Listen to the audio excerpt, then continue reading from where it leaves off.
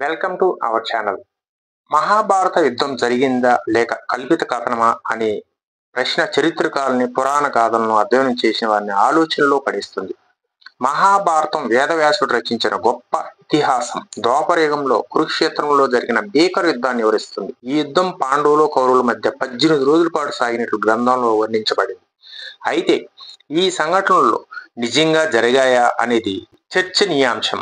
కొందరు చరిత్రకారులు ఈ యుద్ధం నిజమైన సంఘటనల ఆధారంగా రచించబడినదని భావిస్తారు.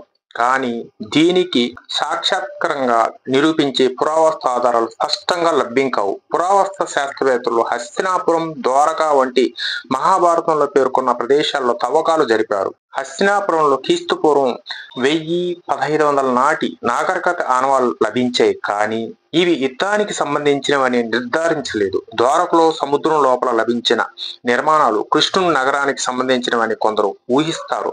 అయినప్పటికీ ఈ ఆధారాలు మహాభారత యుద్ధం జరిగిందని నిరూపించడానికి సరిపోవు. ఇతిహాసంలోని అతీంద్రియ సంఘటనలు, దివ్యాస్త్రాలు వంటివి ఈ కథనాన్ని పౌరాణికంగా చూడటానికి దారితీస్తాయి. మహాభారతం కేవలం యుద్ధ కథ కాదు, ధర్మం, నీతి, రాజనీతి వంటి జీవన సూత్రాలను బోధించే గ్రంథం.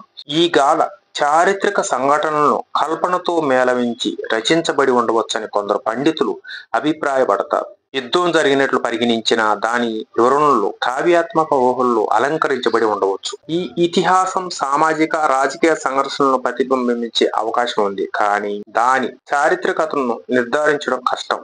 మహాభారత యుద్ధం చారిత్రకమా, పౌరాణికమా అనే చర్చ ఇప్పటికే కొనసాగుతుంది. ఇది నిజమైన సంఘటనల ఆధారంగా ఉండవచ్చు, కానీ ఆధునిక పురావస్తు ఆధారాలు దీనికి పూర్తిగా నిరూపించలేవు. ఈ గాథ సాహిత్యం, సంస్కృతి, దార్శనికతలో అపారమైన ప్రభావం చూపింది. యుద్ధం జరిగినా జరగకపోయినా మహాభారతం మానవ జీవన విలువలను బోధించే శాశ్వత గ్రంథంగా నిలిచింది.